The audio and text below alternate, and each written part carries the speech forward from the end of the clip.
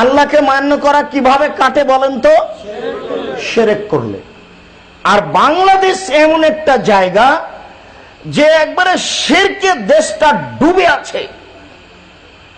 ভারত একটা হিন্দু দেশ, এরপরও শিরকের ব্যাপারে বাংলাদেশের চেয়ে তারা মুক্ত আছে। এই দেশ একটা আশ্চর্য দেশ। মাস্টার ডিগ্রি পাস মানুষ লন্ডন থেকে পড়ে এসেছেন, বয়স তার 60 বছর। তিনি পতাকা তুলে পতাকাকে সম্মান জানিয়ে বলছেন সর্বযুগের সর্বশ্রেষ্ঠ মানব অমুক, সর্বযুগের সর্বশ্রেষ্ঠ মানব মোহাম্মদ সাল্লাল্লাহু আলাইহি সাল্লাম। আপনার অমুক হলেন কি করে? তারপরে লন্ডন থেকে পড়ে আসা মানুষ দাঁড়িয়ে আছে, ছেলেরা বলছে ওমা তোমার আকাশ, তোমার বাতাস, আমার প্রাণে বাজায় বাসি। তোর বাপের আকাশ? গোটা গানটাই শিরক। কাপুরুষ সন্তান, কাপুরুষের সন্তান, কাপুরুষ, তুমি কি শিক্ষা অর্জন করেছ? এই দেশের শিক্ষা নীতিকে কবর দাও। বাপের বেটা হে জন্ম নেও, দেশে উচ্চ শিক্ষা অর্জন করো। এইসব বই পুস্তককে টয়লেট হিসেবে ব্যবহার, টয়লেট পেপার হিসেবে ব্যবহার করো। মুসলমানের বাচ্চা হয়ে উন্নত মানের শিক্ষা দাও জাতিকে, উন্নত মানের বই পুস্তক বের করো।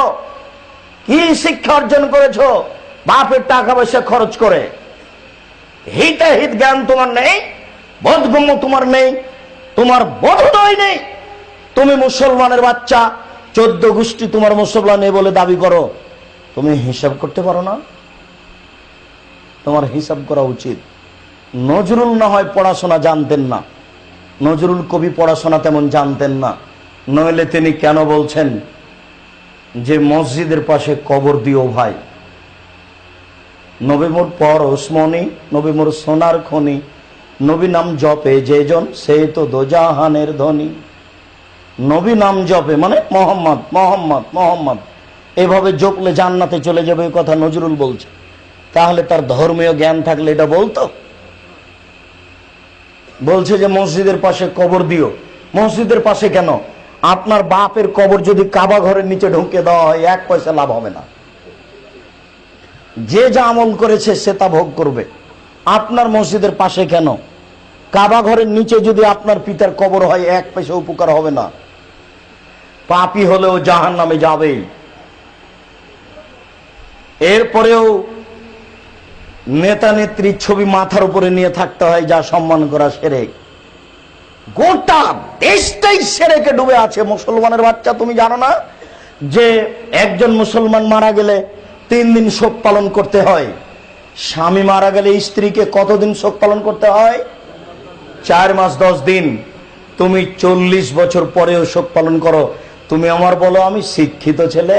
ছি ছি ছি, তোমার বিদ্যাকে কবর দিতে এসেছি। তোমার বিদ্যার, তোমার জাতির এইসব বই পুস্তককে টয়লেটে ফেলে দাও। নতুন ভাবে বই লিখো। যেই বইয়ে লিখা থাকে বিসমিল্লাহ ছাড়া অন্য কিছু বলেও যদি প্রাণী জবে করা যায়, তাহলে সে সবাই খেতে পারে। সেই বই কি তুমি টয়লেট পেপার হিসেবে ব্যবহার করবে না? যে বইয়ে লেখা থাকে একজন মেয়ে যুবতী কিভাবে হয়, কিভাবে তার স্তন বড় হয়, এটা ছাত্র শিক্ষক সবাই পড়বে, সবাই দেখবে, সবাই বুঝবে। এই বই কি তুমি টয়লেট পেপার হিসেবে ব্যবহার করবে না? তুমি নতুন ভাবে বই লিখতে বুঝবে না, জানবা না। তোমার বাপ যে জন্মের আগে থেকে ভাবছিল আমার ছেলেকে উচ্চ শিক্ষিত করতে হবে, লন্ডন পাঠাতে হবে, মাইকেল মধুসূদন দত্ত বানাতে হবে, তো তুমি কি শিক্ষা অর্জন করলে? বহুল হিসাব সম্মানিত দিনী ভাই, বলছিলাম গোটা দেশটাই শিরকে ডুবে আছে। আল্লাহকে মান্য করা কেটে যায় কি করলে? শিরক করলে। একটু সংক্ষিপ্ত টিকে কয়েকটা কথা বলে গেলাম। হাতের রাশি দেখে ভাগ্য পরীক্ষা করলে শিরক হয়, হাত চালিয়ে ভাগ্য পরীক্ষা করলে শিরক হয়, টিয়া পাখির মাধ্যমে ভাগ্য পরীক্ষা করলে শিরক হয়। ডাক্তার ভালো তাই বাচ্চা বেঁচে গেল, এই কথা বললে শিরক হয়। ড্রাইভার ভালো তাই গাড়ি অ্যাক্সিডেন্ট হলো না, এই কথা বললে শিরক হয়। মাঝি ভালো তাই নৌকা ডুবলো না, এই কথা বললে শিরক হয়। গরুকে লাথি মারা যায় না, এই কথা বললে শিরক হয়। ধানের উপর দিয়ে জুতা পায়ে দিয়ে হাঁটা যায় না, এই কথা বললে শিরক হয়। ভরা পাতিলে, ভাতের পাতিলে পা লেগে গেলে মা খারাপ মন্তব্য করে, এই মন্তব্য করলে শিরক হয়। ছেলে দৌড়িয়ে কুলার উপরে চড়ে নিয়েছে, কুলা বুঝেন কি, চাউল ঝাড়া কুলা, তখন মা বলছে কুলক্ষণে ছেলে সর, কুলাতে পা দিতে হয় না, এরকম কথা বললে শিরক হয়। তুলসী গাছে লাথি মারা যায় না, এই কথা বললে শিরক হয়। তুলসী গাছ তুলে ফেলা যায় না, এই কথা বললে শিরক হয়। ফরজ গোসল না করে গাছ থেকে সিম ছিঁড়ে আনা যায় না, বেগুন তুলে আনা যায় না, এই কথা বললে শিরক হয়। ফরজ গোসল না করে সব কিছুই করা যায়, নামাজ পড়া যায় না, কোরআন তেলাওয়াত করা যায় না, এছাড়া সব কিছুই যায় না বললেই শিরক হয়। জন্মদিবস পালন করলে শিরক হয়, মৃত্যু দিবস পালন করলে শিরক হয়, 16 ডিসেম্বর পালন করলে শিরক হয়, 26শে মার্চ পালন করলে শিরক হয়, 21শে ফেব্রুয়ারি পালন করলে শিরক হয়, সংসদ ভবনে নীরবতা পালন করলে শিরক হয়, শিখা চিরন্তন শিখা অনির্বাণ, একে হিসাব করলে শিরক হয়। তোমার বাপের টাকা দিয়ে আগুন জ্বলছে আজীবন, টাকা কয় টাকা তোমার বাপ ইনকাম করে রেখে গেছে? তোমার স্বামী কয় টাকা ইনকাম করে রেখে গেছে? কার টাকা দিয়ে আজীবন আগুন জ্বলছে ভাবছো কি তুমি?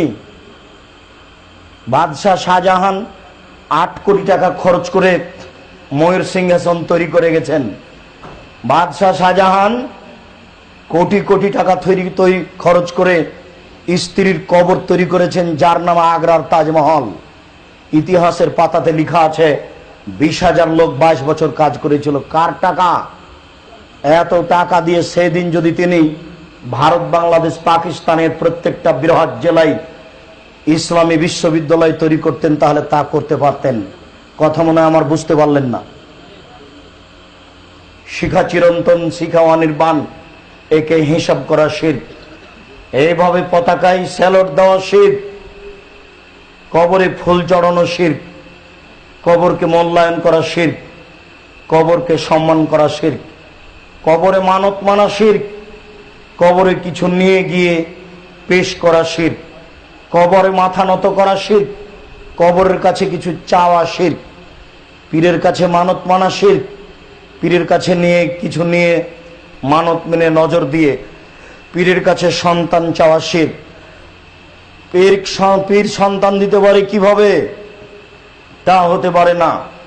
অষ্টাধাতুর আংটি হাতে বা তামার বালা বা রাবার হাতে ব্যবহার করা শিরক। মাদুলি ব্যবহার করা শিরক। হুজুর যদি 22 হাতের পাগড়ি মাথায় বেঁধে আল খাল্লা পরে সূরা ইয়াসিন লিখে মাদুলি তাবুজ লিখে দেন, তবুও শিরক। হুজুরও মুশরিক, আপনিও মুশরিক। হুজুরও মুশরিক, আপনিও মুশরিক। ঝাড়ফুঁক এইভাবে মিথ্যা কথাতে শিরক। স্বামী স্ত্রীর মধ্যে ভ্রাতৃত্বভাব ভালোবাসা সৃষ্টি করার কৌশল অবলম্বন করা শিরক। মায়ের নামে কসম করা শিরক, 2 চোখের কসম করা শিরক, মসজিদে গিয়ে কসম করা শিরক, ছেলের মাথায় হাত রেখে কসম করা শিরক, কোরআনের উপরে হাত রেখে কসম করা শিরক। পা ফুলে গেছে, চুলের ভিতরে সাদা কড়ি ঢুকিয়ে পায়ে বেঁধে দেওয়া হয়েছে, এটা শিরক। গাভীর গলায় চামড়া ঝুলিয়ে দেওয়া হয়েছে যাতে করে দুধ নষ্ট না হয়, এটা শিরক। রাতে লোহা হাতে করে বের হতে হবে ওই মহিলাকে যার বাচ্চা হয়েছে, নইলে তার বাচ্চাকে চোরাচুন্নি পাখি ধরবে, এই মন্তব্য শিরক। হাত থেকে গিলাস পড়ে গেলে কুটুম্ব আসতে পারে, এই মন্তব্য শিরক। ঘরের উপরে কাক ডাকছে, কেউ আসতে পারে, এই মন্তব্য শিরক। নেতা নেত্রীর ছবি সম্মান করে বাড়িতে রাস্তাঘাটে ঝুলিয়ে রাখলে শিরক। নেতা নেত্রীর ছবি সম্মান করতে আসেনি, ছবি মূর্তি গড়তে আসেনি, ছবি মূর্তি ভাঙতে এসেছি। আমি মুসলিম চির রণবীর, মরণকে করি না ভয়, মরলে শহীদ বাঁচলে গাজী, আমার উভয় সমান। আমার জেল যতটুকু সেল ততটুকু, বাইরে যতটুকু ভিতরে ততটুকু। জেলের দাম দিনা 5 পয়সা, সেলের দাম দিনা 5 পয়সা, শুলি ফাঁসির 5 পয়সা দাম দিনে আমার উভয় লাভ। আমি মুসলিম চিররণবীর মরণকে করি না ভয়। মূর্তি ভাঙতে এসেছি, মূর্তি গড়তে আসেনি। কাপুরুষ, কাপুরুষের সন্তান কাপুরুষ, তোমার লজ্জা থাকা দরকার ছিল। মূর্তি ভাঙতে এসেছি লক্ষ্মী মেরে। বাংলার মাটিতে যত ছবি মূর্তি রয়েছে তাকে ভেঙে চৌচির করে দেবো। আমি যদি না পারি আমার ছেলে ভেঙে দিবে, আমার ছেলে যদি না পারে তার ছেলে ভেঙে দিবে, তার ছেলে যদি না পারে যেদিন ঈসা আলাইহিস সালাম আসবেন সেদিন লাঠি মেরে সব ছবি মূর্তিকে গুড়িয়ে দেওয়া হবে রাস্তায়। কোন মায়ের বেটা ঠেকাতে পারবে না। সেদিন আর বেশি দূরে নাই। কাপুরুষ, লেখাপড়া শিখেছো কেন তুমি? তোমার বিদ্যাকে কবর দিতে এসেছি। তুমি বিদ্যা মাটিতে ফেলে দাও।